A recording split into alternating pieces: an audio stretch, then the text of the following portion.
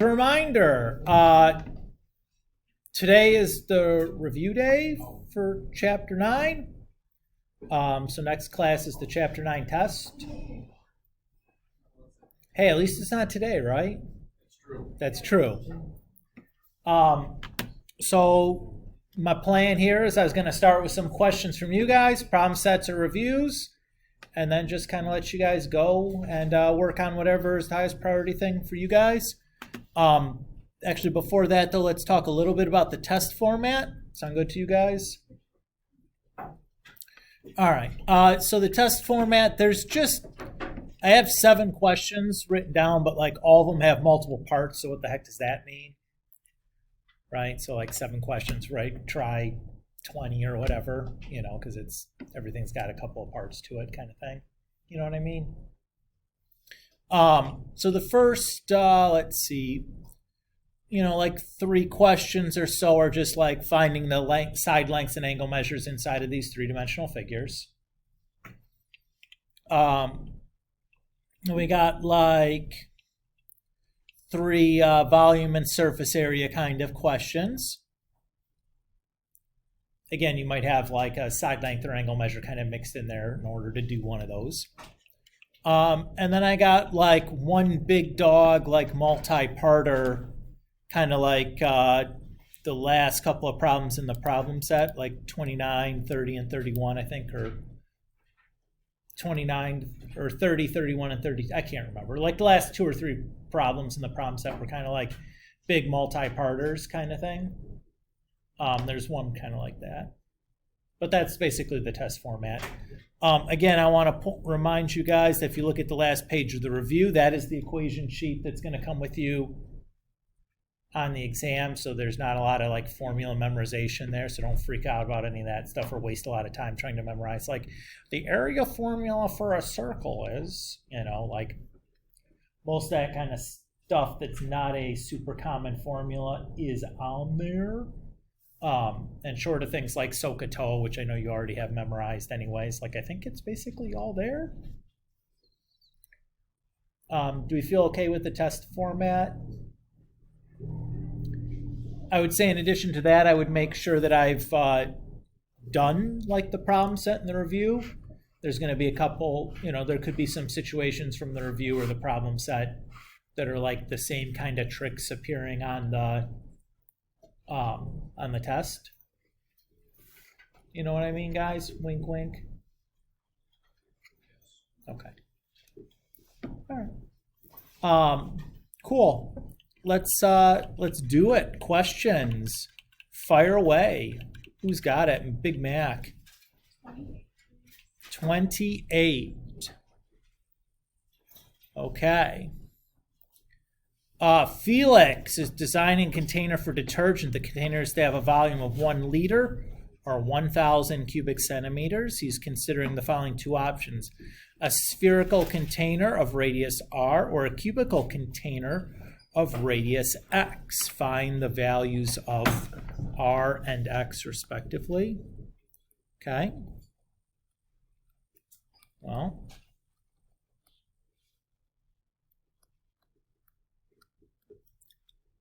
there's my volume for a sphere container. If the volume has to be 1,000 cubic centimeters, I'm just solving that for r.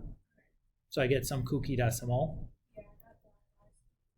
And then if I'm a cube, the volume for a cube is just length times width times height. They're all the same, just x to the third. That's that. You're donezos. Yeah, just as an aside, which one's going to have the smaller surface area? The sphere. Yeah, you might remember that from geometry.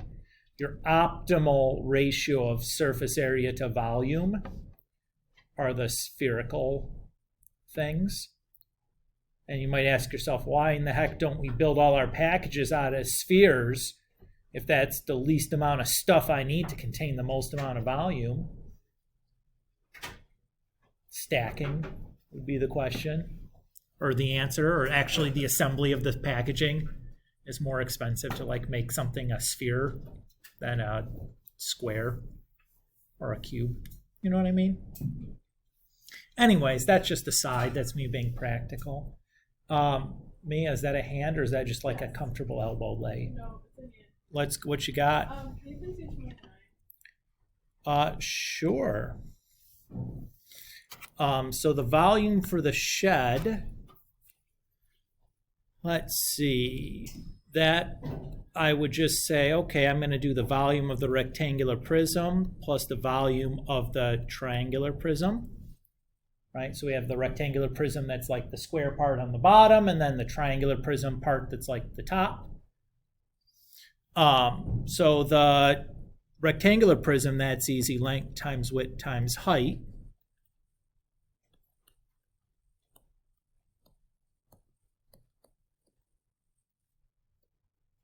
And the triangular prism, well, that's going to be the area of the triangle plus the height of the figure.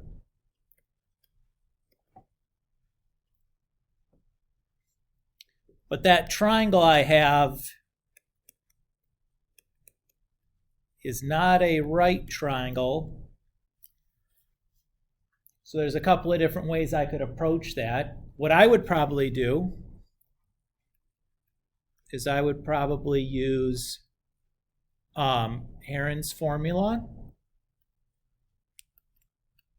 to find the area of that triangle.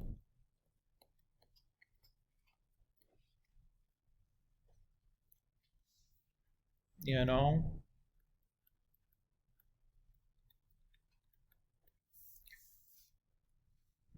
Or, since we might notice that this is an isosceles triangle, you could drop a perpendicular there and use like the Pythagorean theorem to calculate the height of that and just do 1/2 base times height. Whatever, pick your poison there. Does that feel okay, Mia? Yeah. Like, what formula do you use for the Area of the base. And the base in a prism are the parallel sides. So that's the triangles in this case. Then to do part B, it just wants the surface area for the roof. Well, like the roof is just like this rectangle and that rectangle in the back, right? The part you would shingle. So that's not so bad. So that's just, we have 2, and then we have this length, which is 5, times this length, which is 1.6. That's it. You know, we just had to imagine it the right way. Or it's like, what's actually the roof of this thing? Just those 2 rectangles.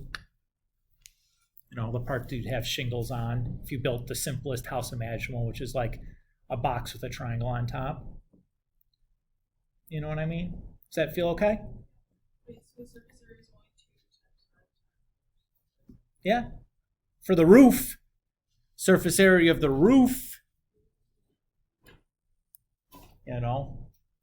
The surface area for the whole thing, much more complicated than that. I think we ask about that in another question. Maybe it's on the review. Does that sound familiar? I think we had something like this where I asked for the whole surface area of the thing. But I think that might have been on the review. That's a bit more.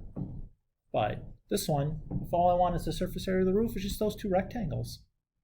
So when you found the area for the base, you just find it for 1. So if I was doing a surface area, I'd have to worry about 2 of the bases. But if it's a volume, it's just base times height. So it just doesn't matter how many bases I have. There's really just only ever going to be 2. But does that feel okay? Okay. Rothy. You number 22. Yeah, sure, dude. And again, if I'm being a little glib or going through something a little faster, you have some more follow-up, or you're not quite sure, yo, stop me and ask. It's no biggie. Alrighty. Oh, here we go. This is the same question that I was thinking about, right? Here's the volume and surface area for the same kind of thing. I mean, the measurements are different, but it's the same figure. So the volume I'm going to do the same way, right?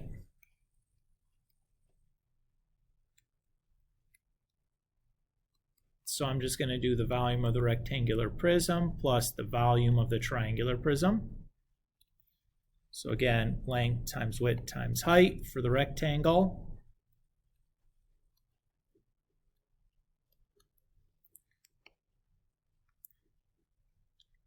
And then for the triangular piece, what are we told here?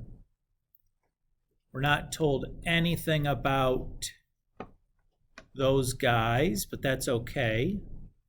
I know this is 3, and I know if this is 2, and we're 4.5 total up to there, that piece has to be 2.5. So my area of the base is going to be 1/2, 3 times 2.5, and then times the height of my, let me use a different color here, the height of my prism, which is 5 in this case. Does that feel okay? And then the surface area, let's see. I'm just trying to decide if I want to count the bottom of the shed. I guess in this case I probably will. Although if we said something like we're going to paint the shed, I'm not painting the bottom of the shed because I'd have to dig the ground under it to actually paint the thing, which doesn't seem like something you'd really want to do in a practical sense. But here, just asking for the surface area, and I think it's a surface because it doesn't give me any reason to not count it as a surface. Commonsensical, but that would be what I'd be thinking in my head. I'm like, should I count that side or not? Anyways, so I'm going to have 2 of these rectangles.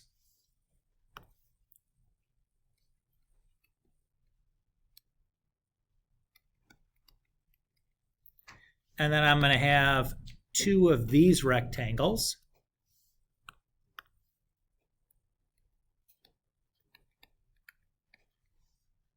So far, so good. And I'm going to do 2 of these rectangles.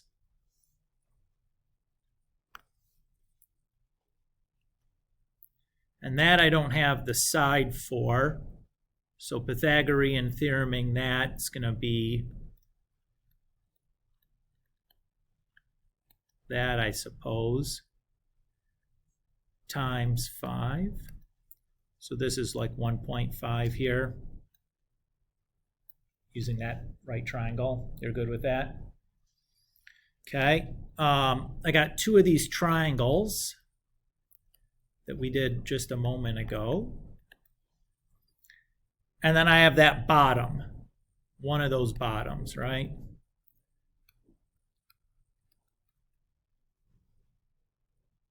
So I guess that's what I would do. Does that feel okay? So I just basically tried to break this really complicated shape up into like lots of little easy figures that it's easy to, rectangles and triangles, and just do my best with it that way. The one tricky spot is, that I ran into this guy where I had to do the Pythagorean theorem again. But that feels okay. Why was it? How did I know that this line split that in half? That piece split that side in half that I drew in. That's an important question, right? Because sometimes you can do it and it splits it in half and makes it easy, and sometimes you can't, right? So the triangle BCD is an isosceles triangle. That's why I knew that piece was going to split it in half. And I know it's an isosceles triangle because whose house has a roof where like one side is longer than the other? Like we're building the simplest shed possible here, folks. We're not having like some, modern art piece of like architectural marvel here. It's somebody's shed on a farm or something. Like your farmer's not going to be like, well, I'm going to aesthetically, this isn't very pleasing to the eye. What if I have like a, Escher drawing of a, like something that's physically, optical, like get out of here. Frank Lloyd Wright isn't designing this shed here. It's the only architect I know. Yes, Mackenzie. 15, part C. Yeah, I might ask you to give me some of the answers for the previous parts because we might end up needing them, but let's look at this first. Let's see, we want M, D, B. Where's B? Oh, up there. Okay. Let's see. Well, I know this is a right triangle because I know it's a right figure, so this side BM has to be perpendicular to this side MD.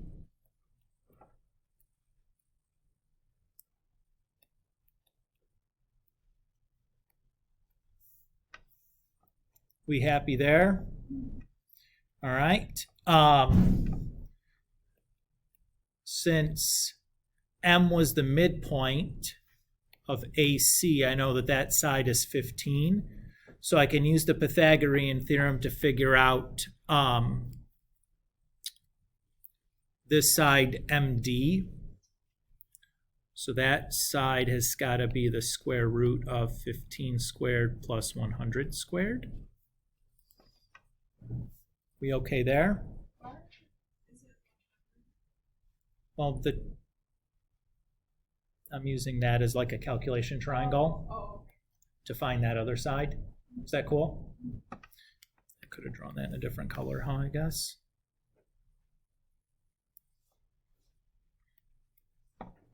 Okay. And then MB, do we have that anywhere? Or I'm sorry, BM.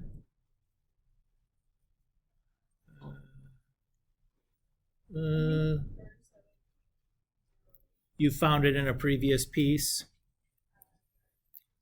perhaps, or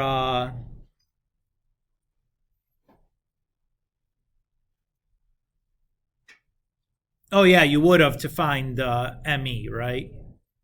Okay, so you say that's 37 point something or another. What was the point something or another?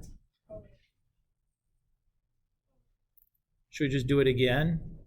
Or you got it? No, it is Point, whoa, whoa, whoa. 37.08. Thank you.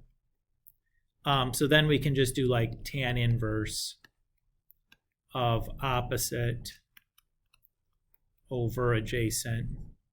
What's that going to be? 225, and then I'm going to have 4 zeros. Something like that, I guess. Oops, square root of. Maybe. Hopefully I did that mental math right. 15 squared is 225, isn't it? I think so.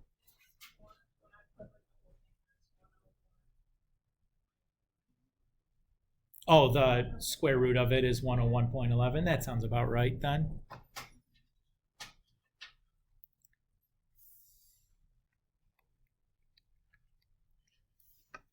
Yeah. Does that feel okay? Yeah, no problem. So again, it was just trying to like build the right calculation triangle. But if you're looking at like, what is this angle? Like, shoot, I'm going to use the triangle that I can easily build from it on the figure. And if it's a right triangle, like it's just right triangle trig, I just got to get the pieces I need for it. You know?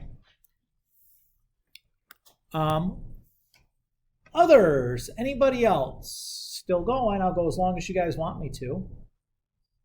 Loretta. 31. 31?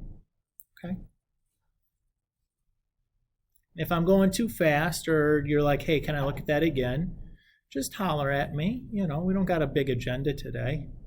Okay. Okay. So it says that show that y is 12 minus 3x, where we have this like box that's got length, width, and height of x, y, and 2x.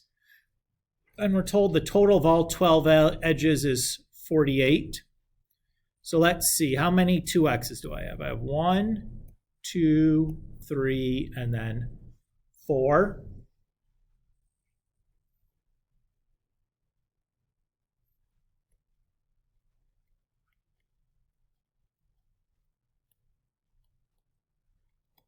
And then how many x's do I have? I have 1, 2, 3, 4. And then how many y's do I have? I have 1, 2, 3, 4.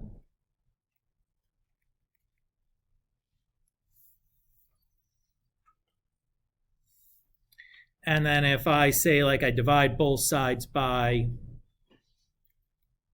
4, and then I subtract the x's from both sides, I have y equals 12 minus 3x. So far, so good. Okay. It says then show that the volume is this. Well, volume for a box is just length times width times height. So the length is 2x. The height or the width is x, and the height is y, but up above I just showed that y is really 12 minus 3x. And then if I just distribute everything through, I get the volume is 24x squared minus 6x cubed.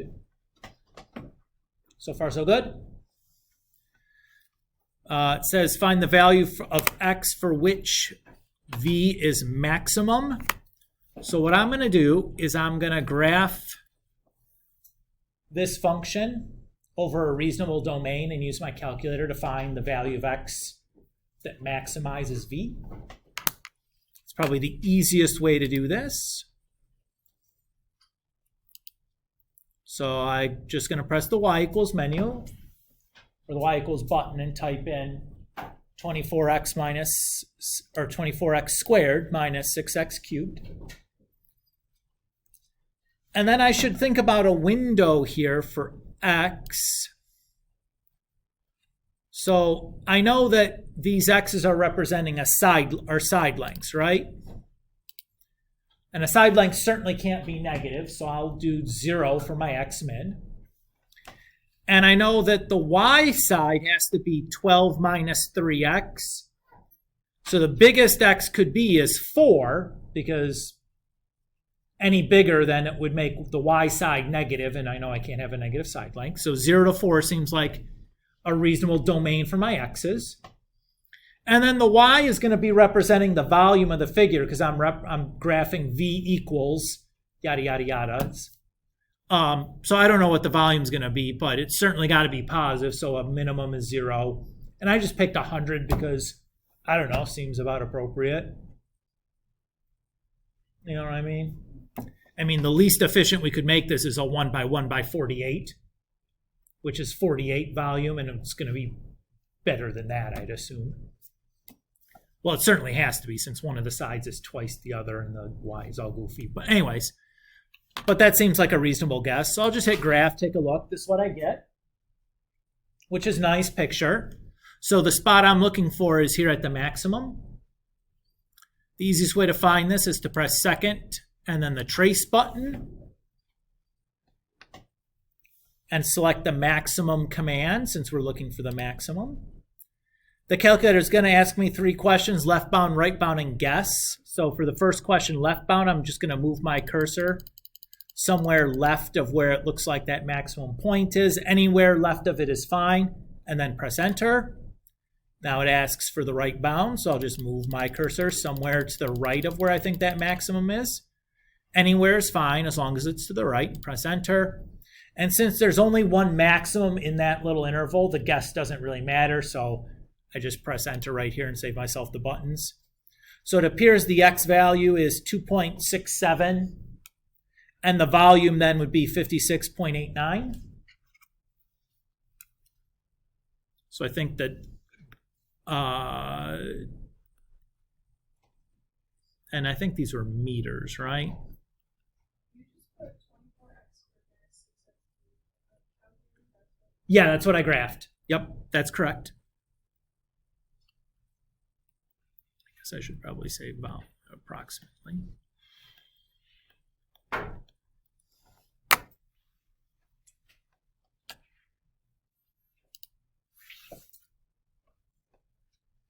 So that was my output on my calculator, and that answered questions D and E there.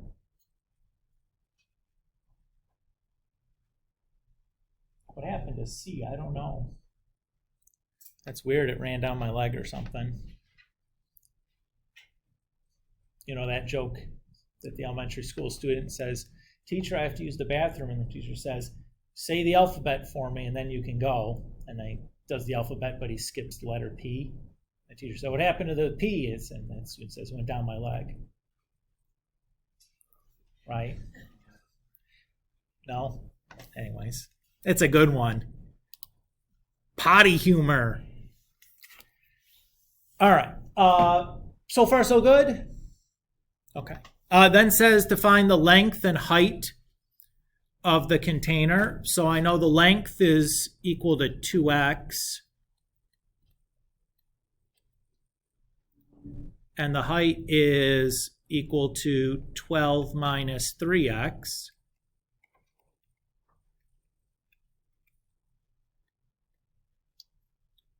So that's like 534 and like 3.99 then, I think.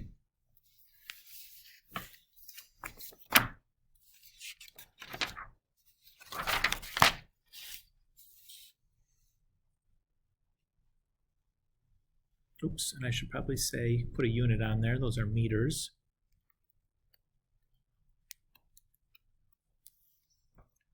Still doing okay? It says the shipping container is going to be painted. 1 liter of paint covers 15 square meters. The paint comes in tins containing 4 liters. Calculate the number of tins required to paint the container. Well, so I'm going to be calculating the surface area of the container, which I guess is, I'll just say, cut to the chase, it's a rectangular prism. So we're going to have 2 of length times width, 2 of length times height, and then 2 of width times height will be the surface area. Everybody's cool with that? It's like a dice. There's 6 sides to it. So my length was 534. My width was 267. My length is 534. My height is 399. My width is 267. And my height is 399.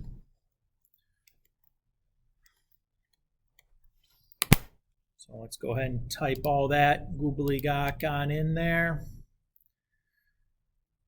2 times 5.34 times 2.67 plus 2 times 5.34 times 399 plus 2 times 2.67 times 399.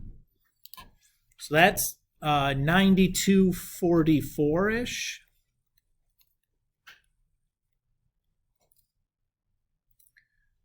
But that's how much, that's the surface area, right? And I know that, did I do that right?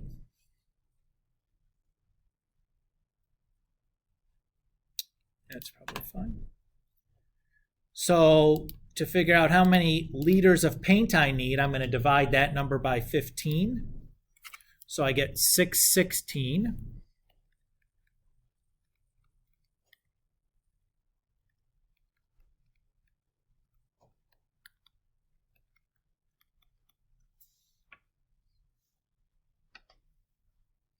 Everybody's cool with that? But I'm buying my paint in 4-liter tins. So I'm going to take that liters of paint I need and divide it by 4. So that's 154, which means I have to buy 2 tins of paint because, well, I'm just going to have some left over, you know? Can go out and do some graffiti after school or something after I painted my container. Tag some buildings or something. Is that what the cool kids are doing these days? No. Okay, cool. Just trying to make jokes. But is that okay? Again, not super complicated once you kind of got going. The trickiest piece was the finding the value of x that's going to maximize that. But if you notice that, like, you still could do, even if you couldn't do that part, you could still do this part and you could still do the last part. I guess, maybe not really. I guess if you don't know those measurements, you can't really do it, but you could have still done some of it. Or if you got stuck on the show pieces, you could have still done everything else. Because the shows, all they're looking for is like the algebra part. Like, how do I get, where does this come from? So it's like, tell me the story of how I get to that. But you know what the answer is. So even if you can't like tell the story, you can still use that answer in future problems or future parts of that problem. It's okay. Yeah. Does that feel okay? Okay. The trickiest piece was going to the calculator to figure out that maximum. And that's the best way to do it. If it was next year and you were in the AP Calculus class, we could do it algebraically, but can't do that yet. It's okay. Alrighty. Anybody else? Happy to do more if you got more. Mia. Yeah, what's up with 32? It's a long one. All right. Nadia designs a waste paper bin made in the shape of an open cylinder with a volume of 8,000 cubic centimeters, and the radius is 5 centimeters. This is a stupid sounding trash bin because that's not very, 5 centimeters is like 2 inches. So it's like 4 inches wide. It's like the smallest trash can in the world. Nadia's dumb. Anyways, calculate the area of the base of the bin. You can do that, right? Yeah, that's just going to be 5 squared times pi, right? Because the base is just a circle. The height, y, or find the height y of Nadia's trash bin. Well, it has to contain a volume of 8,000 cubic centimeters. So I have 8,000 has to equal area of the base times height. So I can just solve that for h then. So I'm going to end up with like a little skinny trash can that's like 1,000,000 feet tall. Again, Nadia, don't quit your day job. Designing garbage cans, it doesn't seem like a very good plan. And then asks for the total external surface area of the bin. So the bin is a cylinder. So the lateral surface area of this, we have a formula for. That's the circumference of our circle times the height, which we found in the previous problem, plus the area of the bases, but I'm only going to include one of the bases because it said it was open. That's why I'm only going to add one base instead of two bases. State whether Nadia's design is practical. What do you guys think? No, it feels like it'd fall over really easily, right? A tall, skinny trash can doesn't seem super useful to me. The last thing I want to do is my trash can falling over all the time and having to pick up the garbage that comes out of it, right? The point of a trash can is not to have to handle the garbage.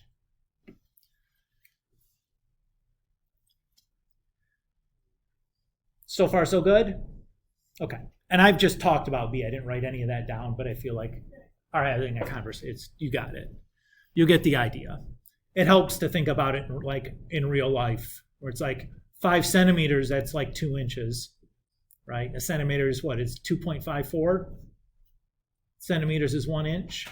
Is that right? Scientists in the room, you guys should have these things memorized. Everyone's looking at me like, what? I don't know. It feels like we live in most of the world uses the metric system, people. Just because we're stubborn Americans and we've decided that that's for the birds. You should have some idea of, like, I give you a metric system measurement, like how big is that? You know what I mean? You don't have to know exactly, but like it helps if you have some idea. Anyways. Says Marin also designs a cylindrical waste paper bin with a volume of 8,000 cubic centimeters. She decides to fix the radius of its base so that the total external surface area of the bin is minimized. Why would we want to do that? It's cheaper to make the trash can if it uses less stuff to make the trash can out of, right? If you make 1 million trash cans and if you save a penny per trash can, that's like you just saved like $10,000 or something. Or $100,000. Like, that ain't nothing. Somebody's going to be pretty excited about it. Your shareholders or something. Anyways, continuing on. Let the radius of the base of Marin's waste paper bin be R and its height to be H. Write down in terms of H and R, or write down an equation in terms of H and R using the given volume for the bin. Okay, well, I know the volume of the bin has to be 8,000. So 8,000 is area of the base times height, pi r squared H. Show that the total external surface area, A, of the bin is given by the equation this. Well, I know the surface area for my trash can is going to be the external surface area, so pi r squared H, plus the area of the base, which is pi r squared. Now, if I look at this that I've just written down, and this thing that's given to me, what do you notice is included in my formula that's not in their formula? H, right? Theirs is only in terms of one variable. Mine's in terms of R and H. So what I'm going to do is I'm going to have to come up with another equation that I can solve for H and substitute into, well, I should probably say into the yellow equation. So what other equation would I know that contains both R and H? The volume equation that I just came up with a moment ago.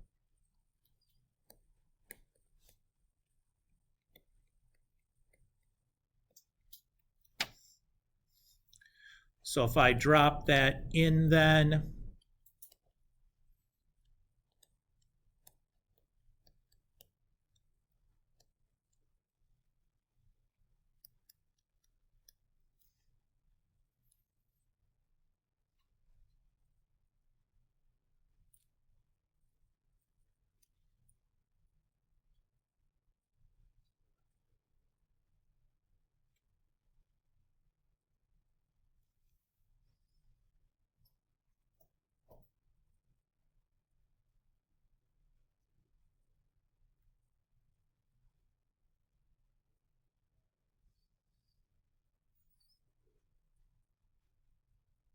Oh, Mia, why aren't you yelling at me that the perimeter of a circle is 2 pi r, not just pi r? I wrote it down here. Mr. Kulik, you dumbo. Anyways, let's see. When we do this, the pi's cancel out, right? Because I have 1 in the numerator, 1 in the denominator. The r's reduce. And then when I multiply the fraction, 2 times 8,000 is 16,000. In the denominator, all that's left is r. And that's what I'm looking for, right?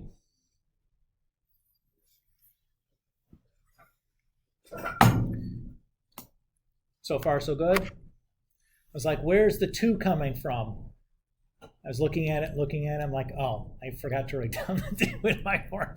Woo! It's the end of the day, guys. I've been on break. I haven't slept worth it. Beans the whole time. I don't know why.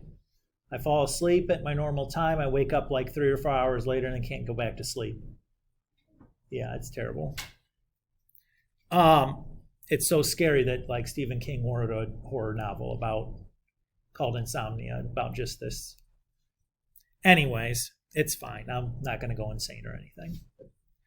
It says then, part F, find the value of R that minimizes the total external surface area of the bin. So I'm going to do basically the same thing in my calculator that I did on the previous problem, except this is the equation that I'm going to be using. And instead of looking for a maximum, I'm going to be looking for a minimum.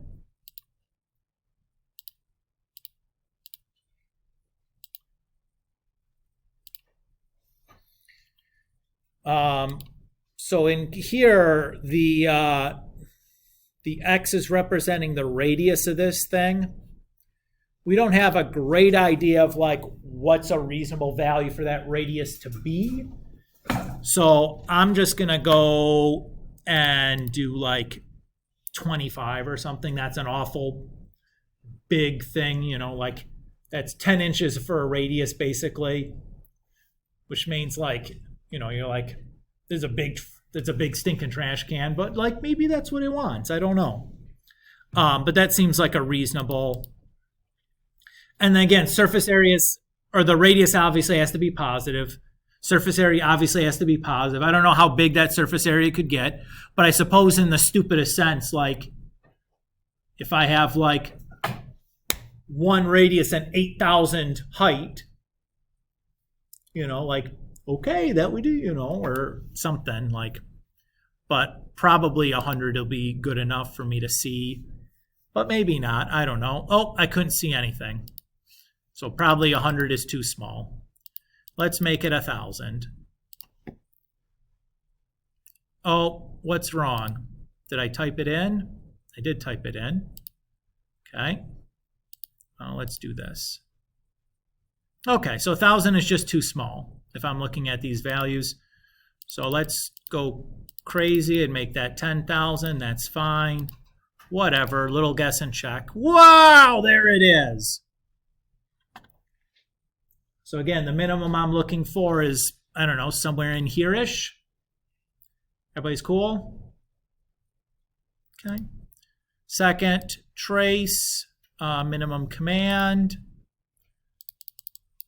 Left bound, somewhere over here looks good. Enter, right bound. Somewhere over here looks good. Guess, doesn't matter. There it is, 13.66-ish.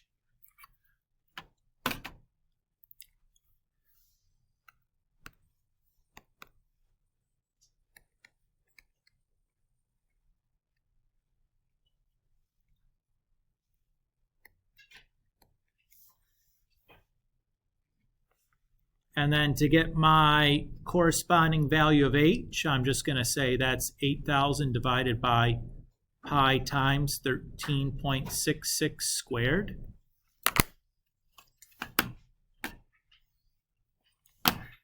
Mia, are you cool with where I got that formula from? Okay. And I'm going to make sure that I use that fraction command because Well, if I type that in just like without thinking about it, the calculator is going to boo-boo me. So there I get about 13.65. Huh.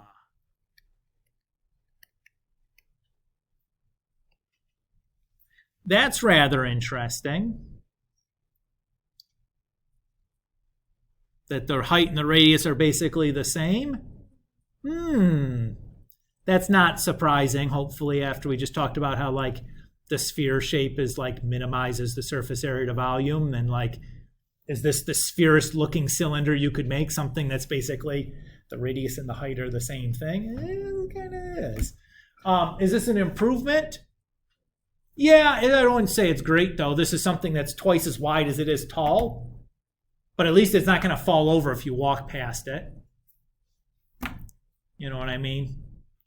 It's still a pretty dumb-shaped trash can, in my opinion. But it does have the added bonus of I probably will have to handle much less garbage in picking up the spilt trash than the first can. That would be my argument. Is it an improvement? Yes. Is it the best design you could possibly make? Well, it's cheaper. That's fine. It uses less material. It's not as top heavy as the other one is. It won't fall over very easily because the base is like twice as tall as the height. So this thing is going to be stable as the dickens. But I don't know. That's a lot of it's a big footprint for a stupid garbage can.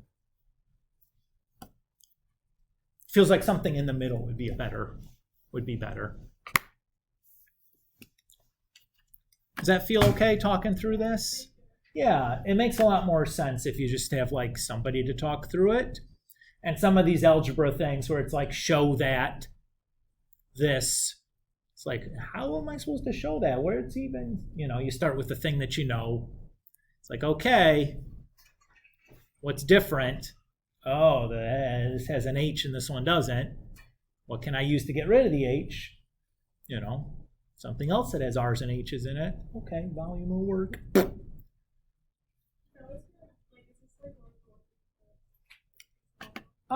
It could be, or it could be like not. It could be like not a necessarily a volume surface area thing. Could be like a segments and lengths inside. Could be like another kind of, but where you might have to show something is true. Sure.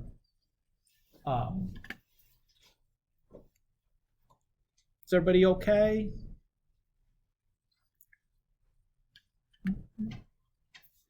Okay.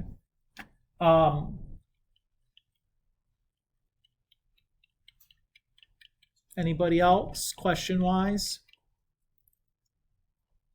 All right, we'll stop here. If you change your mind, you can always come back and talk to me some more. If you have questions or want to see, like, hey, I think I'm doing something wrong here. Can you take a look? Or, like, is this okay that I did it this way? Or why can't I do it this way that I thought I was doing it, but I'm not getting the right answer? Any kind of questions like this, I'm more than happy to address. But I'm going to get out of your way now and let you just kind of do what you need to do to get prepared for the test, which happens when? Next class, which is Wednesday. Absolutely.